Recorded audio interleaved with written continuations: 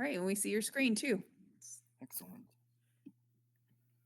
So, like we were talking about before, just discussing how the concepts of post zero, right? Looking at things other than injuries and that sort of thing, psychological safety and human interaction. How those converge to help us create and sustain a positive safety culture.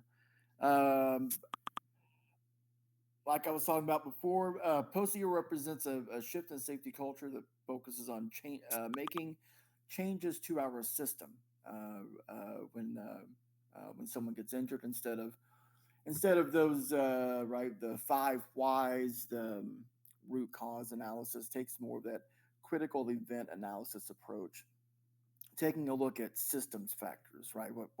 What parts of our system allowed someone to behave or act in the way that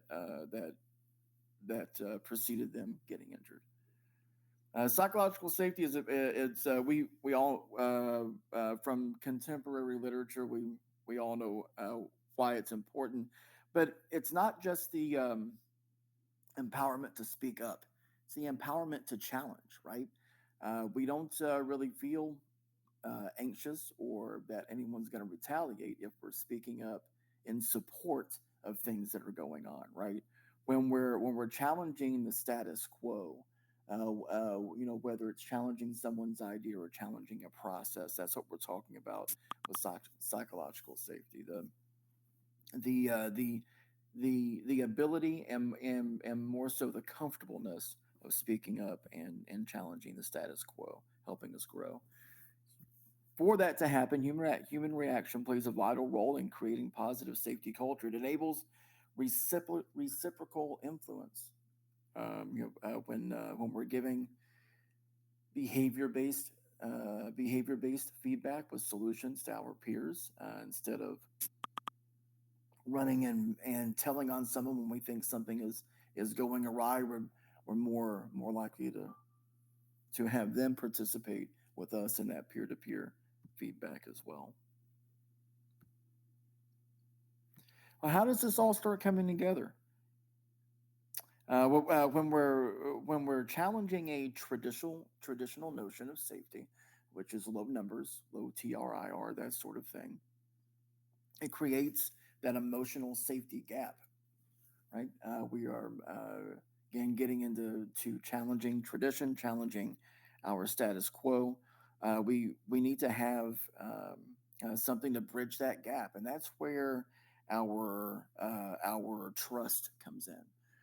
Trust can be a very fuzzy concept, but one of the best some of the best ways to build trust is that we've done in the past. For example, are things like PPE vending machines, Fastenal, Granger, that sort of thing, where we're giving our team members choice and autonomy on what kind of approved PPE that they're using. How much of it that they're using, being able to go access it when they need it. Also, giving answers, right? If we not knowing an answer and telling someone we'll need to loop back around to you is it's also an answer that builds trust, but we have to make sure that we're looping back around and completing that feedback loop.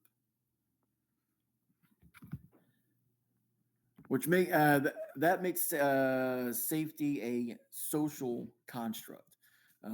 Again, involving emotional and contextual dimensions that are shaped through our safety interactions, bringing us to current practices where leaders and peers actively co-create safety through inclusion, using vulnerability, listening, and other key strategic tools as well.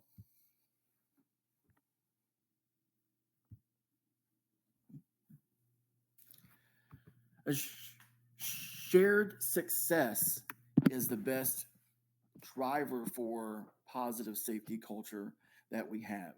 It's a great way to build trust, and it reinforces our cultural values of the organization. But how are we able to tell if our team is motivated to reach organizational goals if we're moving away from injuries, if our injuries shouldn't be our goal anymore? I'm not able to see the chat.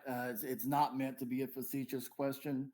Most of my sessions and my presentations are interactive, but what I'm getting at here is we can look at the other data that we are collecting, right? What's our days away from work?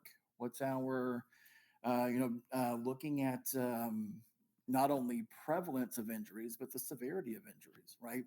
What's our workers' compensation dollar amount? Even if there's not a large dollar amount, right? How serious are the injuries? Is it something where people are motivated to be a part of reaching our organizational goals and values, or is it something where they're using workers compensation to maybe get some extra time off work because it's not not an enjoyable place? With all of that being said, what can we do? I want to leave us with something. Well, not something. I want to leave us with a little bit of a game plan. Small behaviors make a big impact. We have some great sponsors here today, like low chi, head count, that sort of thing. I don't have any fancy gimmicks or apps to turn you on to or to sell you or anything like that. I am by education. I'm a behavior psychologist, organizational psychologist that got into safety. I'm always looking at small behaviors for big impact. Some just examples, right? It's being able to admit mistakes. Just because we're in leadership or management and we made a mistake doesn't mean we need to cover it up, right? That is setting an example for others about what they need to be doing if they see a hazard, right? If they get injured, we're already establishing and setting a process and culture there where people are silent and don't speak up. There can be some safety management dialogue around the dynamics of our teams to prevent incidents. Right, it comes back to the importance of pre-shift meetings, muster session meetings, those sorts of things as well.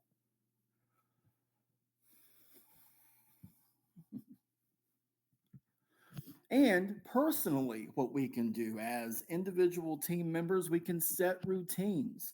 Again, this is not a silver bullet, it's just an example, right?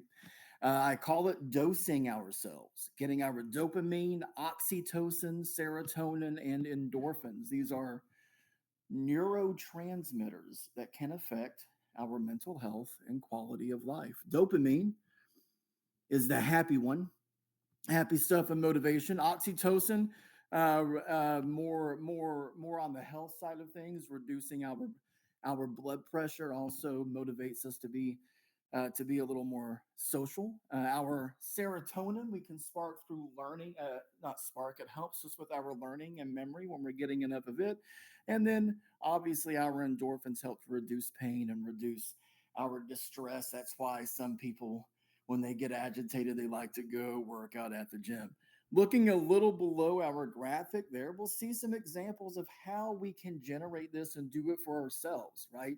Although our organization should be working to provide a psychologically safe environment, organizations are run by humans just like we are, right? They can't do better until they know better. These are ways that we can own it ourselves and be empowered to gain our dopamine.